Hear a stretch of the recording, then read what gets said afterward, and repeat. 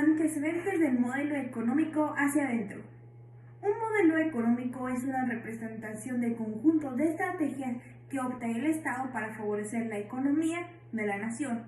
Nuestro país ha adoptado diversos modelos económicos, pero ahora nada más nos enfocaremos en solo uno de ellos, el modelo de crecimiento económico hacia adentro, que se implementó de 1940 a 1982. Podremos decir que a mediados del siglo XX, la situación de la población de México era gran mayoría rural y dedicada sobre todo a labores de campo. No se comparaba para nada con la prosperidad económica y desarrollo industrial que Europa y Estados Unidos ya tienen en esa época. Pero algo pasó en el panorama mundial.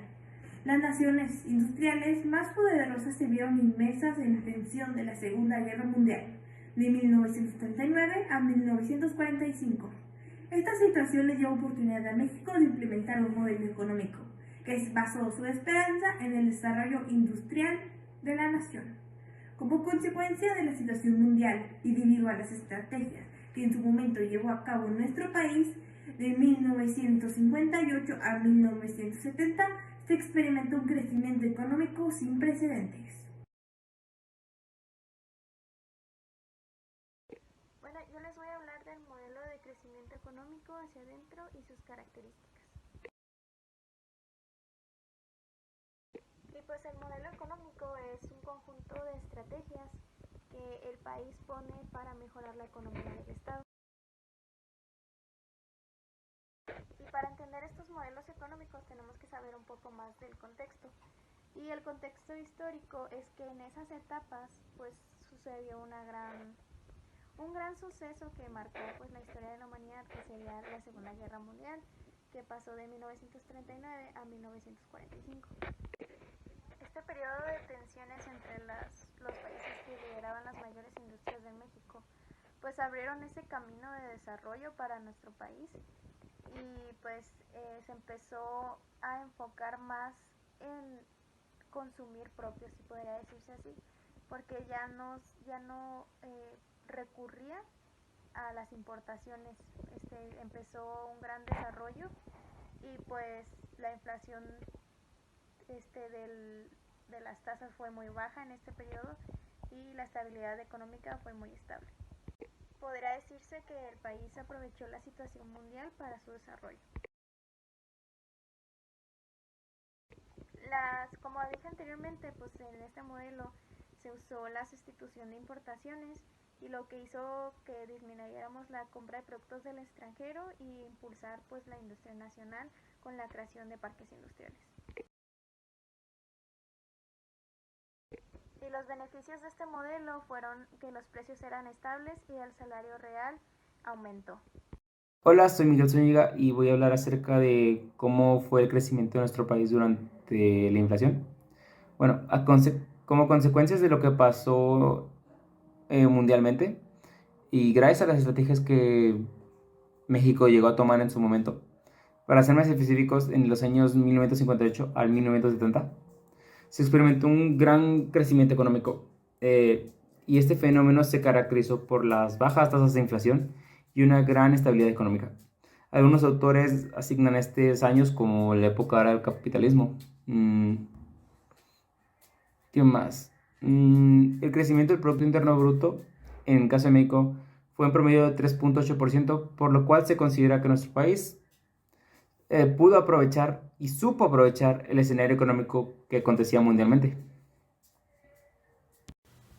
El desarrollo estabilizador fue una política iniciada en 1955 con el gobierno de Adolfo Ruiz Cortines y se continuó en los periodos posteriores gubernamentales que fueron los de Adolfo López Mateos y los de Díaz Ordaz. Este periodo pues llegó más o menos hasta 1970 y se le denominó desarrollo estabilizador porque lo que pretendía era mantener estables los precios de las mercancías, los salarios de los trabajadores y los costos que eran tanto de las materias primas como de los productos agropecuarios.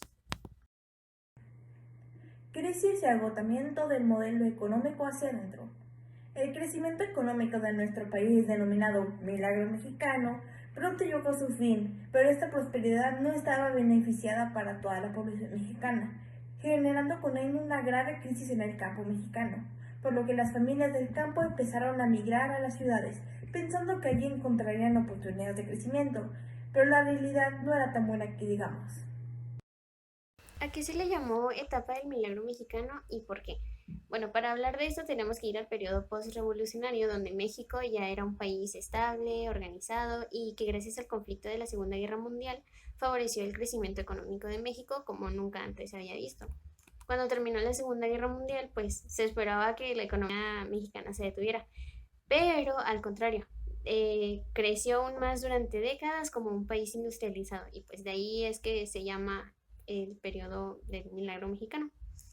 Este periodo pues inició más o menos en 1940 con el presidente Manuel Ávila Camacho. Son casi 3 décadas de crecimiento promedio del 7%. Y pues más o menos para que se den una idea, del 2005 al 2015, México creció en un 2%. Entonces en ese tiempo nuestra economía era increíble. El milagro mexicano se hizo posible por las acciones del gobierno, que era administrar la economía en su conjunto haciendo pactos con empresarios mexicanos y con extranjeros, para que la inversión a cambio de beneficios pues se asegurara con el precio de los productos, y que fuera el único modo de que siempre hubiera ganancias. Ya en caso de quiebra pues el gobierno intervendría para salvarlas. Obviamente así la gente rica y cercana al poder podía hacer negocios sin ningún miedo. Pero en 1946 Manuel Ávila Camacho asignó a los obreros un buen salario, a la vez que seguridad social, además de muchísimos recursos para los líderes sindicales. ¿Esto a cambio de qué? De garantizar el orden laboral y el sometimiento ante las acciones de las empresas y también del gobierno por parte de los trabajadores. Así que para este momento era el Estado el que financiaba la riqueza de las empresas y de los obreros, en vez del propio poder de las ganancias de la economía. Para los campesinos ocurría algo igual, porque el gobierno les garantizaba el precio final de los productos, así como los préstamos para la inversión en alimentos. Aunque, pues, claro, esto solamente para los grandes propietarios, pues para los pequeños campesinos muchas veces perdían sus tierras o simplemente las abandonaban para ir a las ciudades en busca de trabajo como obreros en las fábricas. Para ese momento, Miguel Alemán comenzó el proceso de sustitución de importaciones, lo que quiere decir que México se cerraba en gran medida al comercio internacional para fomentar el comercio interno, pues cada vez era más caro importar mercancías por el bajo valor del peso frente al dólar. Para 1952, Adolfo Ruiz Cortines, el presidente, comenzó su sexenio con una fuerte subida en los precios de los alimentos, que el gobierno no podía compensar porque pues no podía, entonces decidió devaluar el peso para aumentar las exportaciones mexicanas y así iba a disminuir aún más la importación de alimentos y de las mercancías que pues ahora tenían que producirse dentro de México. ¿Y por qué ocurrió todo esto? Porque en ese entonces era el presidente el que decidía el precio del dólar a conveniencia. Y no como ahora, que es el Banco de México el que establece el valor del dólar con relación a la economía mundial. Bueno, en este episodio de devaluación, más o menos fue en Semana Santa, por ahí el 24 de abril de 1954, cuando inició este periodo conocido como el desarrollo estabilizador. Y a pesar de las dificultades de la industrialización en México, continuaba y pues también la participación de la población.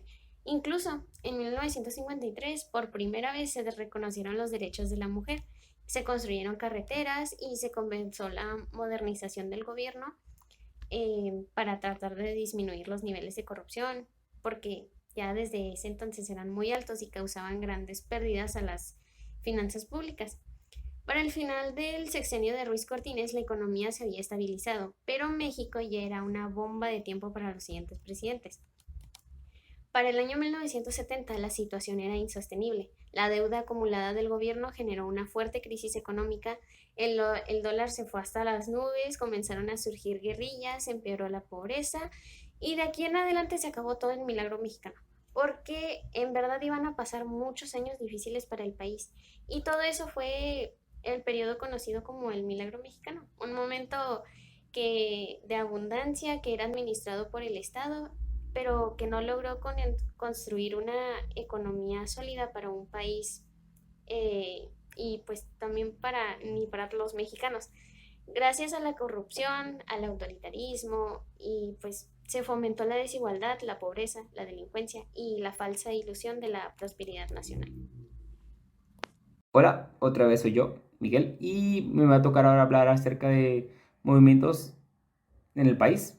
Bueno, algunos de esos movimientos fueron el movimiento de las instituciones médicas, la guerrilla en Chihuahua, los movimientos normalistas, los movimientos de las montañas de Guerrero y el más famoso y el cual todavía se sigue estudiando mucho, el cual no se sabe todavía aún qué pasó realmente debido a la poca información que soltó el gobierno cuando pasó. Y es claro, estoy hablando de el movimiento estudiantil de 1968, el cual pasó la matanza de Tlatelolco y en el cual fue un movimiento bastante grande que aconteció en México debido a toda la cantidad de vidas que se tomaron. Estos son algunos de los movimientos que pasaron en el país durante el crecimiento de la economía.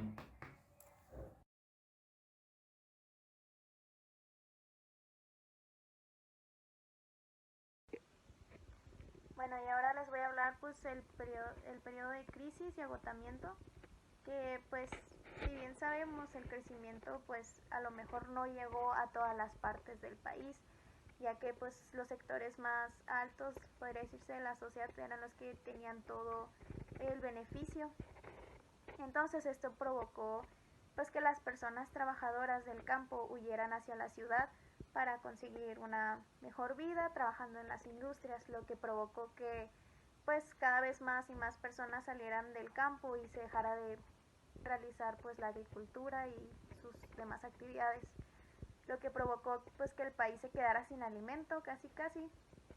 Entonces pues empezamos a recurrir más a las importaciones de otros países y fue como empezó el declive de la economía, ya que pues al estar comprando importación, pues el país utilizando dinero que no tiene, pues recurrió a los préstamos en el extranjero y la economía se fue para abajo.